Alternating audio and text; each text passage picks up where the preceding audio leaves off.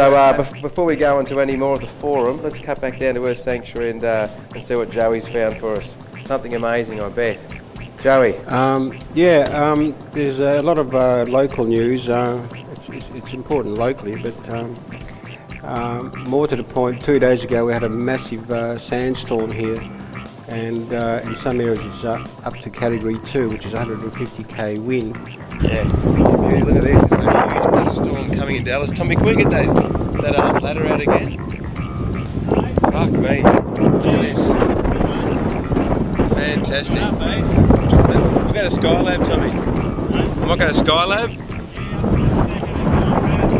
Yeah, okay, rightio. Just give us a sec, I just want to get a shot. It's a massive cloud system. Huge.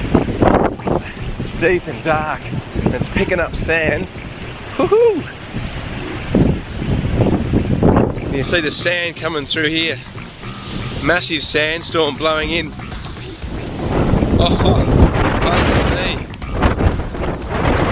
Birds are going haywire. Give me an idea of the kind of wind that's going on.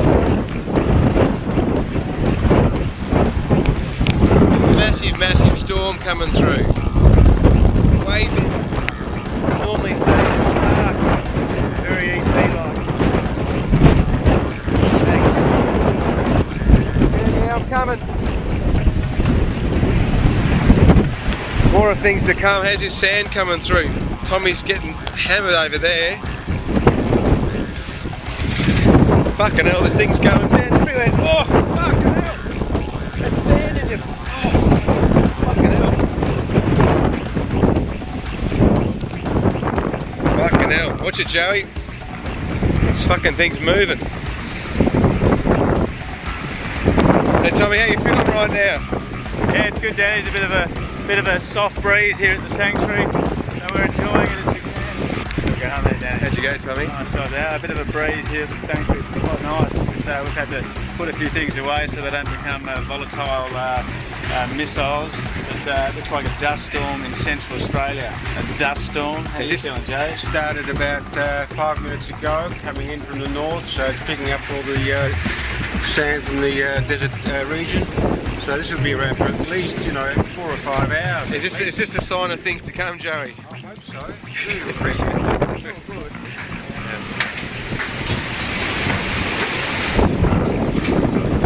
Oh, fuck. Things are... That's amazing. Look at that. The crystal's hanging in there, though. New champion. Woohoo! That's where it's happening. Sandstorms is prevailing around September and coming up in October. On some other issues, more locally stuff that you might be interested, this is what one man has drunk, believe it or not. That's 27 slabs of beer. Each slab contains 2 dozen, that's 24 bottles. There you go, amazing. Frightening. Rightio, Joey, well played. No dramas. Tommy, another question from Wesley Alexander. He loves what the Federation are doing. He's a triplet. Good on him. And he loves some of the music by MILK. And he's been obviously looking into 2012. And he wants to know about how critical the Earth is in, and are we running out of time? Are we? Oh, well look, there's more than enough time. I wouldn't say we're running out of time. This is a transition that we're going through. The climate events, the climatic variation that is occurring is just a healthy reminder to get people spiritually attuned to the changes that need to take place. This is a dimensional shift, and those people who are willing to ask questions and make changes in their lives based on the answers that they receive are in the right spot. And that's what this is all about, aligning yourself with who you are. Don't be worried about time itself. That's going to go out the door as well. And it's all about faith in yourself. Absolutely, and I guess this brings us on to where we started way back in the year 1999. He asks what can be done. And one thing that I guess we send off to everyone is exactly the same procedure with Millicom Tom, looking at the 6 different areas. Now, what those 6 areas are they, Tommy? Oh, certainly, Danny. These were, as Danny, as you just said, these are what we had to construct to help us build a ladder to manage the changes in our own lives have dealt with energy. We had to look at our energy systems, we had to look at water, we had to look at food, we had to look at shelter, we had to look at our well-being as a whole, and we also had to look at utilities. That's right. 6 areas, all of them, if you write them all down, 6 areas, and look in your own life and consider how you can improve each one of those on a daily, weekly, monthly and yearly level. And that's what we've simply done. We started with each category written down, we constantly reviewed them and said how can we improve them on this next occasion. Some of it involves funding, some of it involves research, and mostly it's initiative, just to get on with it. And as you said, there's 6 areas that we've looked at, and we constantly keep revising ourselves. Within the Federation team here, we obviously keep researching about climate change activities and obviously UFO activity, but there's a development stage to all these areas, and that means getting in amongst it and having a go. Energy, Tommy, for an example, what have we just updated down at the Earth Sanctuary in relation to energy? We've got a solar array down at Earth Sanctuary where Joey's hanging around as we speak. We've also included some new batteries which is required. The batteries we hear are the weakest link. You can create a lot of power, but you need battery storage power. So we've done an upgrade in that department. We'd also like to source out a 3 to 5 kilowatt wind tower. Be nice. Yeah, it would be nice. We've also found some wonderful information from a site in the United States which talks about building your own wind towers and solar, and we'd like to ultimately think that that's what's in store for most people. Fantastic. Okay, water is the next stage. Look, the average home in Australia, the Southern Hemisphere, goes through 500,000 litres of water per year. We have 60,000 plus litres here at the Sanctuary, which is beautiful rainwater, and as we said, it comes down to not only storing water but using less of it. Stop peeing and pooing in your water, I guess, is a major thing on the planet Earth. It might be a little hard for some people to grasp that concept, but it's a bit of a critical one when it comes to survival.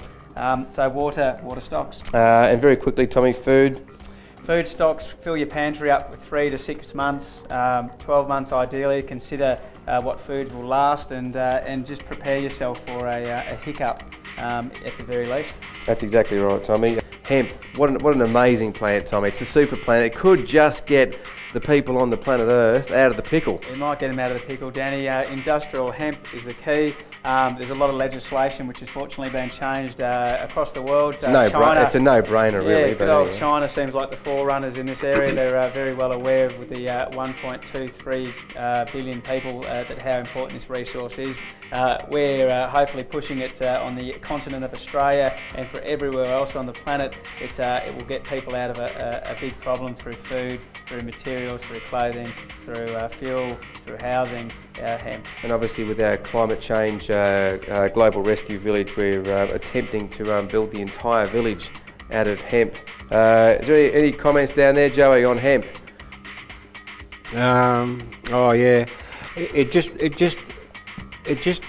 shows you how this beautiful product, which was used for many years, from making sails on beautiful sailing ships to clothing, even food, and actually extracting fuel out of the sea.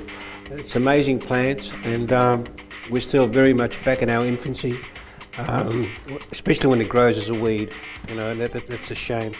Just a quick word on the stuff the boys have been talking about. Try not to make yourself so dependent on governments. For God's sake, make yourself as independent as possible. If you're going to rely for your supermarket for shopping and so forth, food's going to continue to go up. Grow your little veggie patch if you can. It's all going to help. And try to make yourself as independent as possible.